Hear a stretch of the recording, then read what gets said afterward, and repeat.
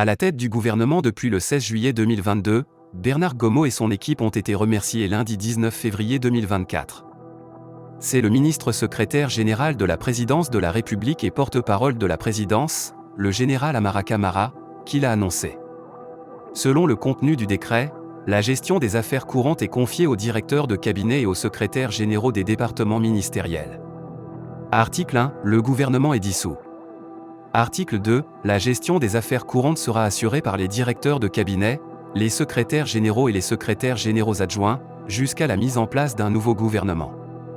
À la suite du décret de dissolution du gouvernement de transition, un autre communiqué a annoncé plusieurs mesures conservatoires annoncées par le chef d'état-major des armées, comme la confiscation des documents de voyage et le gel des comptes bancaires des ministres dissous.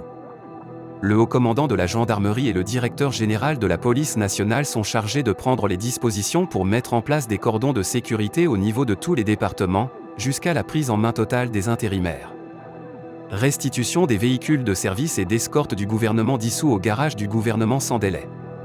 Gel des comptes bancaires, restitution de tous les documents de voyage au secrétariat général de la présidence, remise des cachets aux intérimaires désignés, démobilisation de tous les gardes du corps et aides de camp. Cette décision de dissolution du gouvernement de transition intervient quelques jours avant le déclenchement de la grève générale et illimitée prévue par le mouvement syndical guinéen sur toute l'étendue du territoire national à partir du jeudi 22 février 2024, pour la libération d'un de leurs membres, la levée des restrictions de l'accès à Internet et la protestation contre la vie chère. Mali, des Maliens débloquent les données retenues par une société française. Le président de la transition, le colonel Assimi Goïta, chef de l'État, a présidé la cérémonie de lancement officiel du nouveau système informatique souverain de gestion des données du recensement administratif à vocation d'état civil, RAVEC, le mardi 13 février 2024, dans la salle des banquets du palais de Koulouba. Les données biométriques du Mali sont désormais libres du blocage d'une société française, selon le porte-parole de l'équipe des experts bénévoles. Après 3 semaines de travail intensif jour et nuit, notre équipe a pu récupérer tous les mots de passe de tous les serveurs et a également récupéré et sécurisé les données de la population malienne sur le plan logiciel, ajoute-t-il. Le temps de démarrage du Malicure à biométrie est de 10 minutes contre 45 minutes pour l'ancien système, le temps d'arrêt de 30 minutes contre 4 heures pour l'ancien système. Il n'y a plus de percepteurs étrangers pour les contrats de maintenance, surtout le basculement a été effectué sans aucun coût pour l'État malien, précise-t-il. Malicure Biométrie n'est pas seulement un système informatique avancé, c'est une affirmation de notre capacité à relever les défis technologiques avec des solutions nationales, a déclaré le président Goïta. Conçu pour assurer la sécurité des données, la fiabilité des identités et la simplification des procédures administratives, ce système représente un tournant décisif dans la quête des autorités maliennes pour un Mali moderne et prospère.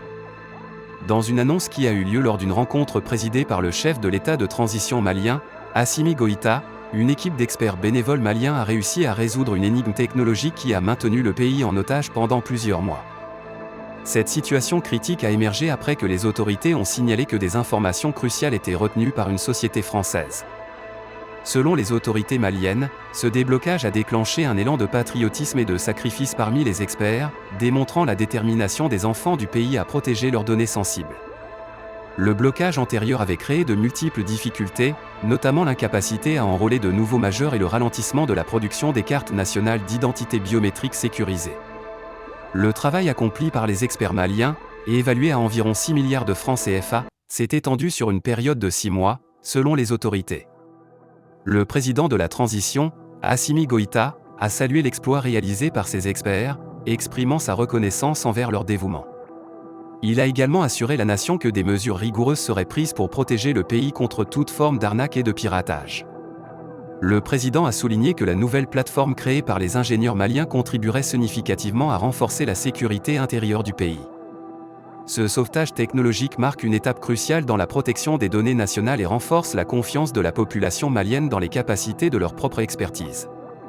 Mali, mobilisation historique pour le retrait de la CEDEAO au Mali. Le ministre de la Jeunesse et des Sports, chargé de l'instruction civique et de la construction citoyenne, Abdoulaye Ibrahim Fomba, a récemment dévoilé des développements significatifs visant à renforcer l'engagement civique et patriotique de la jeunesse malienne. Une mobilisation nationale sans précédent a eu lieu le 1er février 2024, réunissant plus de 200 000 jeunes dans 17 régions et le district de Bamako. L'objectif était clair, sensibiliser la jeunesse aux enjeux entourant la décision de retrait de la Communauté économique des États de l'Afrique de l'Ouest, CEDEAO, par le Burkina Faso, le Mali et le Niger. Cette initiative avait pour but d'éclairer les jeunes sur le contexte et les avantages de cette décision, encourageant ainsi un éveil de conscience. Les participants ont été appelés à soutenir activement les autorités dans cette démarche patriotique et panafricaine, renforçant ainsi l'unité nationale autour des actions nécessaires pour défendre la souveraineté nationale. Cette mobilisation a permis aux jeunes de saisir les motivations profondes derrière le retrait de la CEDEAO par les États de l'Alliance des États du Sahel.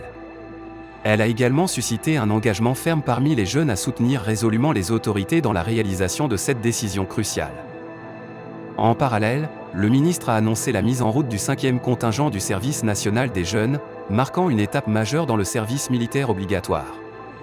Ce contingent, composé de 852 éléments, reflète une diversité représentative de différentes strates de la société, notamment des élèves, fonctionnaires, enseignants, collectivités territoriales et commerçants. L'objectif principal de ce service est de forger une jeunesse disciplinée, patriote et apte à contribuer efficacement à la défense et au développement du pays. Le ministre a souligné que cette initiative est un pilier fondamental de l'effort national pour renforcer la cohésion sociale, la solidarité nationale et préparer la jeunesse à relever les défis futurs. Le chef d'État mauritanien et nouveau président de l'Union africaine, Mohamed Ould Ghazouani, a clôturé lundi 19 février 2024, aux environs de 7 heures, la 37e session ordinaire du sommet de l'Union africaine. Dans son discours de circonstance, le dirigeant mauritanien s'est appuyé sur l'éducation, thème de l'institution panafricaine pour l'année 2024, en rappelant la nécessité d'accorder une grande importance à la formation afin de préparer les générations futures aux défis de notre siècle. Si nous voulons offrir de meilleures perspectives à nos jeunes, nous devons commencer par investir aujourd'hui dans leur éducation, qui répond aux défis du XXIe siècle. C'est le seul moyen de lutter contre l'instabilité et de conquérir une paix durable. Face à l'escalade des changements anticonstitutionnels en Afrique et aux foyers de tensions et de conflits sur le continent, les dirigeants africains ont appelé à une restauration urgente de la sécurité et de la stabilité.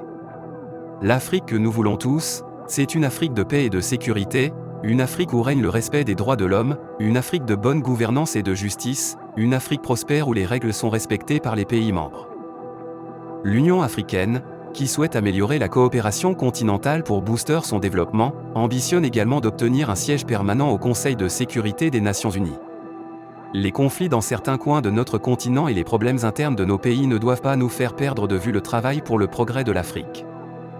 Nous devons tous travailler à faire avancer notre continent au niveau africain et mondial. L'Afrique doit revendiquer sa place légitime dans le concert des Nations Unies. Le président mauritanien mesure l'ampleur des tâches qui l'attendent et se dit également investi dans les initiatives de développement en faveur de la jeunesse et des femmes, qui constituent un atout pour le continent. L'accession de la Mauritanie à la présidence tournante de l'Union africaine a été saluée par tous les acteurs africains, eu égard à sa position panafricaine et son implication pour la stabilité en Afrique. Chris Yapi ne ment pas, laissez donc massivement vos commentaires pour nous aider à comprendre. Du côté de Dakar, abonnez-vous à la chaîne si ce n'est pas encore fait, partagez la vidéo avec vos amis si vous l'avez trouvée intéressante, et à très bientôt pour de nouvelles vidéos. Bye bye.